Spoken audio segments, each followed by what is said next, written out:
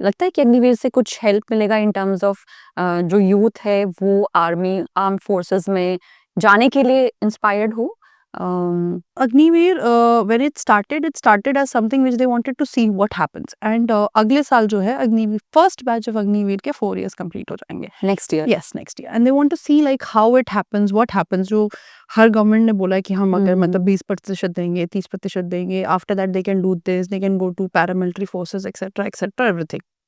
Now जब अग्निवीर निकला so you know हमारे इंडिया में तो ये होता ही है कोई भी अगर कुछ भी कोई भी स्कीम निकले कितनी अच्छी क्यों ना हो it has always faced opposition and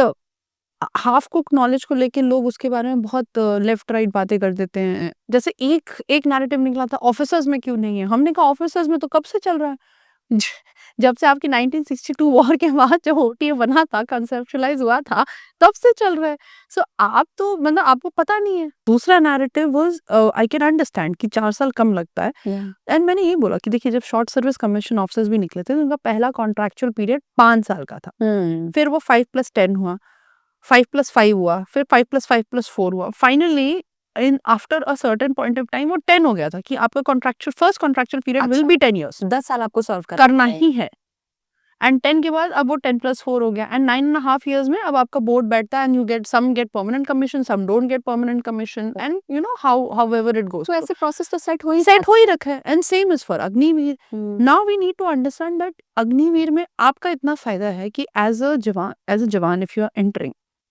तो आप 17-18 साल में आप एंटर कर रहे हो बाय द टाइम आप 20-21 साल के हो आप निकल रहे हो आप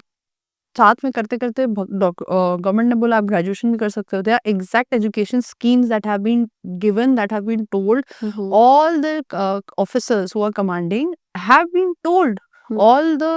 generals, brigadiers, the colonels, everybody is informed with respect to the education schemes that Agniveer can apply for. तो बेसिकली आप पढ़ भी सकते हो आप काम भी कर रहे हो ठीक है अगर आप फाउंडेशन है ही नहीं एंड अगर आप 21 साल में निकल जाते हो सो यू हैव